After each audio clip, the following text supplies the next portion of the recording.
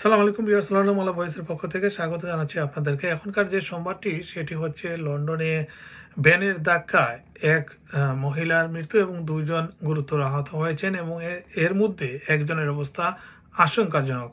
আজ মঙ্গলবার 11:40 সময় কিং কলেজের ঠিক সামনে একটি ভ্যান তাদেরকে আঘাত করলে এই দুর্ঘটনা ঘটে এবং ঘটনাস্থলেই 20 বছর বয়সী একজন মহিলার মৃত্যু হয়েছে বলে জানিয়েছে বিবিসি সহ বিভিন্ন সংবাদ মাধ্যম। দুর্ঘটনা যে ভ্যানটি করেছে সেই ভ্যানের চালককে ইতিমধ্যে পুলিশ আটক করেছে এবং পুলিশ বলছে যে চালক নির্দিষ্ট মাত্রার চেয়ে বেশি মাদক সেবন করায় এই ঘটনা ঘটতে পারে বলে জানিয়েছেন। এই নিউজটি কি এসেছে সেটি আপনাদেরকে একটু পড়ে শোনাবো। সেটি হচ্ছে যে লন্ডনের দ্য স্ট্যান্ড এলাকার কাছে একটি ভ্যান পথচারীদের ধাক্কা দিলে একজন তরুণী নিহত হয়েছেন। মঙ্গলবার স্থানীয় সময় সকাল 11:40 কিং কলেজ লন্ডনের প্রবেশদ্বারের সামনে এই দুর্ঘটনা ঘটে। প্রত্যক্ষদর্শীরা জানিয়েছেন যে ঘটনাস্থলে একাধিক পথচারীকে রাস্তায় পড়ে থাকতে দেখা যায়। পুলিশ সূত্রে জানা গেছে দুর্ঘটনায় আহত 3 জনের মধ্যে একজন নারী, যার বয়স 20 বছর। তিনি ঘটনাস্থলে মৃত্যুবরণ করেছেন। আহত 2 জনকে হাসপাতালে নিয়ে যাওয়া হয়েছে। এর মধ্যে একজনের অবস্থা আশঙ্কাজনক এবং অন্যজন সামান্য আঘাত পেয়েছেন।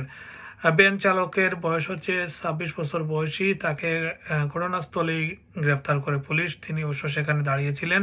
পরে পুলিশ তাকে গ্রেফতার করে তার বিরুদ্ধে অবহেলার কারণে মৃত্যুর ঘটনা এবং নির্দিষ্ট মাত্রার চেয়ে বেশি মাদক সেবন করে গাড়ি চালানোর অভিযোগ আনা হয়েছে। মেট্রোপলিটন পুলিশের একজন মুখপাত্র জানিয়েছেন এই ঘটনার তদন্ত চলছে এবং ঘটনাস্থলে ক্রাইম সিন রাখা হয়েছে, তবে এটি সন্ত্রাসবাদী হামলা বলে বিবেচনা করা হচ্ছে না। রিসেন্টলি জানেন যে ইউরোপে বিভিন্ন জায়গায় এই ধরনের হঠাৎ করে গাড়ি মানুষের উপর দিয়ে চালিয়ে নেওয়া হয় এবং পরবর্তীতে জানা যায় যে একটি সন্ত্রাসী ঘটনা, বাট এক্ষেত্রে পুলিশ বলছে এটি সন্ত্রাসী ঘটনা নয়। দুর্ঘটনার পরপরই পুলিশ, অ্যাম্বুলেন্স এবং ফায়ার সার্ভিস ঘটনাস্থলে পৌঁছায়। এলাকাকে ঘিরে রাখা হয়েছে এবং তদন্ত অব্যাহত রয়েছে। কিং কলেজ লন্ডনের পিএইচডি শিক্ষার্থী আলী, যার বয়স 28, তিনি ঘটনাস্থলের কাছে ছিলেন এবং তিনি জানান যে প্রথমে তিনি ভেবেছিলেন এটি একটি বিক্ষোভ হতে পারে। পরে তিনি অ্যাম্বুলেন্স কর্মীদের স্ট্রেচার নিয়ে ছুটতে দেখেন। তিনি বলেন যে আমি ক্লাস থেকে বের হওয়ার সময় ঘটনাটি দেখি। প্রথমে মনে হয়েছিল এটি একটি কোনো ধরনের বিক্ষোভ হতে পারে, কারণ এখানে প্রায় বিক্ষোভ হয়, কিন্তু পরে বুঝতে পারি এটি সম্পূর্ণ ভিন্ন কিছু।